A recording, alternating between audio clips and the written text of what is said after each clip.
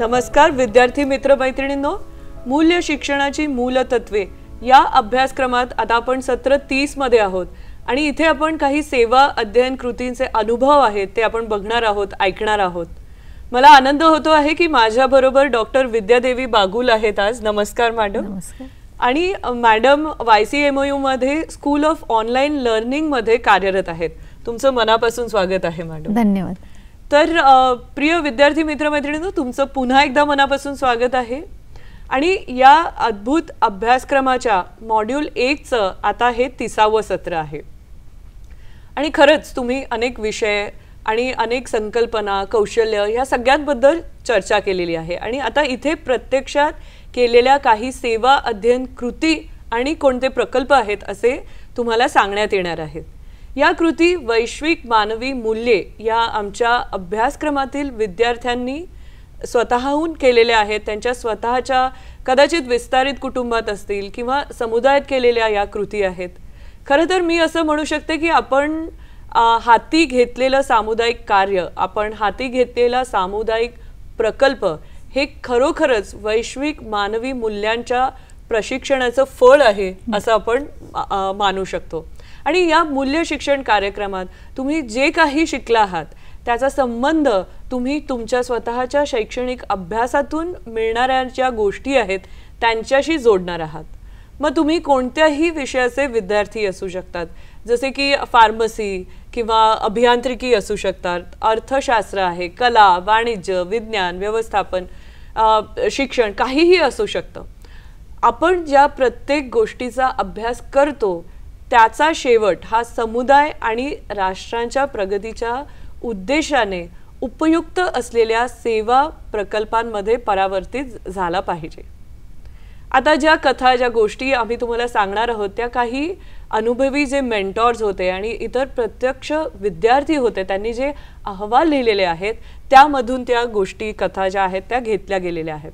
खरं तर आम्ही काही प्रेरणादायी कथा निवडल्या आहेत ज्यामध्ये विद्यार्थ्यांनी त्यांच्या मूल्य शिक्षण अभ्यासक्रमांचे प्रशिक्षण पूर्ण केल्यानंतर आणि त्यांच्या स्वतःच्या अभ्यासाच्या क्षेत्राचा विचार करून समाजासाठी किंवा समुदायासाठी काही अतिशय अर्थपूर्ण सेवा देऊ केली आहे। तर मी आता डॉक्टर विद्यादेवी मॅडम आहेत त्यांना मी विनंती करते की तुम्ही कोणती जी कथा निवडलेली आहे जी आपण विद्यार्थ्यांना सांगू शकतो ती कृपया त्यांच्यासमोर सादर करावी। नक्की। धन्यवाद सायली मॅडम। सेवा अध्ययन कृतीचा एक महत्त्वाचा आणि महत्त्वपूर्ण फायदा म्हणजे की यातून आपण आपली आवड जोपासू शकतो। विद्यार्थ्यांमध्ये म्हणजे फार्मसी विद्यार्थ्यांबद्दल एक गोष्ट मला सांगायला इथे आवडेल। माय वर्ड माय मिशन या 5 दिवसीय कार्यक्रमात फार्मसीचे एकूण 64 विद्यार्थी सहभागी झाले होते आणि या अभ्यासक्रमाच्या शेवटी सर्व विद्यार्थ्यांना एक सेवा अध्ययन कृतीची रचना करायची होती। या सर्व्हिस लर्निंग ॲक्टिव्हिटी म्हणजेच सेवा अध्ययन कृतीमध्ये या विद्यार्थ्यांना 4 भागांमध्ये कार्य करायचे होते। त्यातील पहिला भाग होता तयारी। यामध्ये सर्व विद्यार्थ्यांना पांडुर्ली गावात आरोग्य आणि आरोग्य जनजागृतीची स्थिती काय आहे हे अभ्यासायचं होतं, ते समजून घ्यायचं होतं। त्यामुळे त्यांनी एक प्रश्नावली तयार केली आणि त्या प्रश्नावलीमध्ये एकूण 20 प्रश्नांचा समावेश केलेला होता। या प्रश्नावलीमध्ये एकूण 5 विभाग केलेले होते। दुसऱ्या दिवशी सर्व विद्यार्थी आपल्या पर्यवेक्षकाच्या म्हणजे मेंटॉर बरोबर ते गावाच्या सरपंचांकडे गेले। त्यांनी परवानगी घेतली आणि सर्वांनी मिळून एकूण 202 ग्रामस्थांकडून लोकांची त्यांनी मुलाखत घेतली। या सर्वांसाठी हा खूप समृद्ध करणारा अनुभव होता। पहिल्यांदा शेतात ते सगळे गेले आणि सगळं काम उरकून ते संध्याकाळी जेव्हा पुन्हा एकत्र भेटले त्यावेळेला त्यांनी आपले एकमेकांचे अनुभव एकमेकांबरोबर शेअर केले। हे एकमेकांना ज्या प्रकारची ऊर्जा देत होती ती अप्रतिम होती। खरं तर विद्यार्थ्यांमध्ये असलेली ही शिकण्याची अभिवृत्ती ही खरं तर आपणही जोपासली पाहिजे। त्यांना खूप आनंद होत होता आणि दिवसभरात जो काही डेटा त्यांनी एकत्रित केला होता तो त्यांना विश्लेषित करायचा होता आणि सगळ्यांनी मिळून रात्रभर एकत्रित बसून त्यांनी पूर्ण माहितीचं विश्लेषण केलं, डेटा ॲनालिसिस केला। खेड्यातील बहुतेक लोक ज्यावेळेला तिथे महागडे औषधं घेतात व्यक्ती आरोग्याच्या संदर्भात तर ते शक्यतो वापरत नाही असं काही विद्यार्थ्यांना लक्षात आलं। मग ते फार्मसीचे विद्यार्थी असल्याने त्यांना समुदायात जेनेरिक औषधांबद्दल किती जनजागृती आहे याबद्दल त्यांना काम करण्याची उत्सुकता निर्माण झाली. नक्कीच नक्कीच. आणि मग त्यांच्याशी संबंधित काही प्रश्न देखील त्या प्रश्नांचा शोध घेण्याचा त्यांनी प्रयत्न केला. वा वा.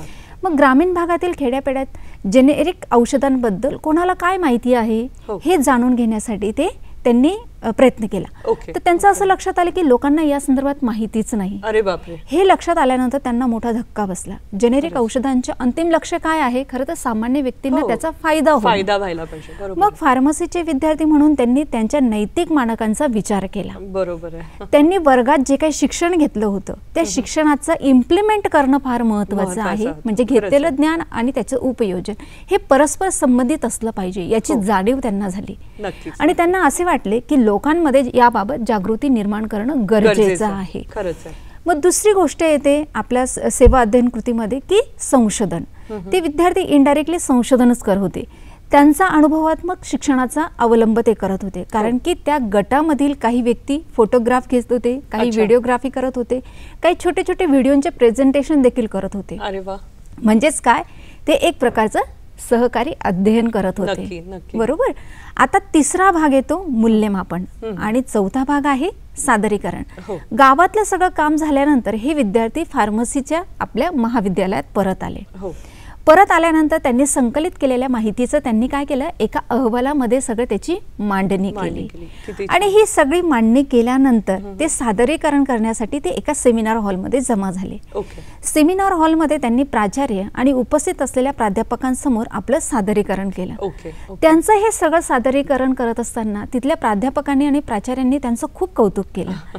एवढंच नाही तर त्या विद्यार्थ्यांनी गावात गेल्यानंतर जेनेरिक औषधांसंदर्भात जी काही जनजागृती केलेली होती त्याच्यातनं जे काही अनुभव आलेले होते, त्या संदर्भात जे काही फोटो घेतलेले होते, यांचं सगळ्यांचं त्यांनी एक सुंदर असं प्रदर्शन देखील तिथे लावलं होतं. आणि या सगळ्या गोष्टींचा त्यांना खूप अनुभव झाला.